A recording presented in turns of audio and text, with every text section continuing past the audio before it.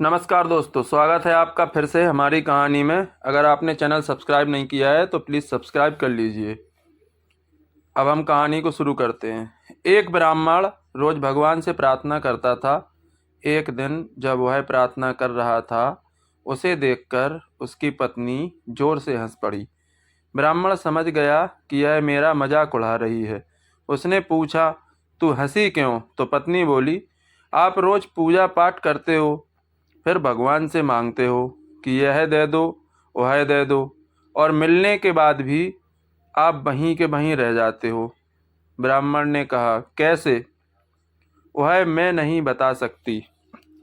पनघट से पानी भरकर एक स्त्री आ रही है, उससे जाकर पूछो। ब्राह्मण उस स्त्री से पूछने गया। उसने ब्राह्मण को देखते ही कहा, आपकी पत्नी क्यों हंसी? यही पूछने आए हो ना? अभी मुझे प्रसूति की पीड़ा हो रही है। अब मैं घर जाऊंगी और बच्चे को जन्म देते देते मर जाऊंगी। फिर पास के जंगल में हिरनी बनूंगी। मेरे गले में एक स्तन होगा, यह मेरी पहचान होगी। 3 साल तक मैं हिरनी के शरीर में रहूंगी। फिर इसी गांव में फलाने ब्राह्मण के यहाँ कन्या के रूप में जन्म लूंगी। तब आप मेरे पास आओगे तो यह रहस्य प्रकट हो जाएगा। आप यह रहस्य अभी नहीं समझ सकते। अच्छा, मुझे जाना है, प्रसूति होने वाली है, मैं जाती हूँ।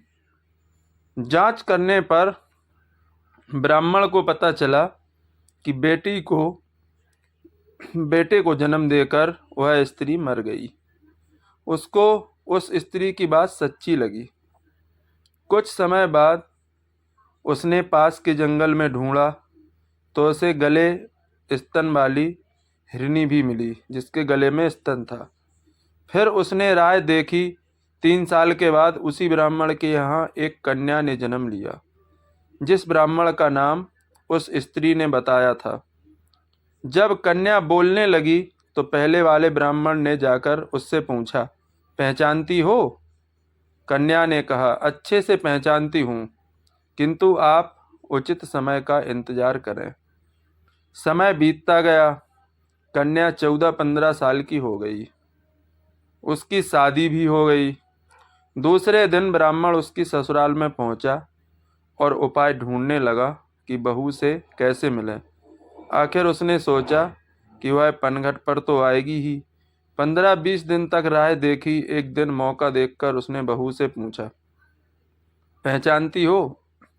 उसने कहा, हाँ, आप वही ब्राह्मण हैं जो पूजा करते समय भगवान से मांगते थे कि मुझे धंधे में बरकत मिले, मेरे दुश्मन की बुद्धि का नाश हो, पत्नी ठीक चले, पुत्र मेरे पास हो। आप ये सब नश्वर चीज़ें मांगते थे, इसलिए आपकी पत्नी आप पर हंस पड़ी थी और उसने कहा था कि हंसी का कारण पानी भरकर जो पनिहारी आ रही है वो बताएगी। पनिहारी ने बच्चे को जन्म दिया और फिर वह मर गई। फिर वह हिरनी हुई, फिर वह ब्राह्मण कन्या हुई और अब दुल्हन होकर जीवन यापन कर रही है। आप पहचानते हो उसको? ब्राह्मण ने कहा, हाँ, वह तो तुम ही हो। अब जांच करो कि जिसके साथ मेरी शादी हुई है वह ब्राह्मण कौन है। आप देखो, अरे पिछले से पिछले जन्म में तुम्हारे गर्भ से जन्मा बालक ही अभी तुम्हारे पति के रूप में है। तो अब आप समझिए कि जहाँ आसक्ति होती है वहीं जन्म होता है। हाँ हाँ हाँ, जान गए, ठीक जान गए ब्राह्मण देवता। ऐसे ही किसी जन्म में आप मेरे भाई थे और किसी जन्म में आपकी पत्नी मेरी बहन थी। जीव की जहाँ जहाँ आसक्ति होती है, ममता होती है, मरने के बाद भी वह उसी के अनुरूप शरीर धारण करके कर्म का बोझ वहन करता रहता है।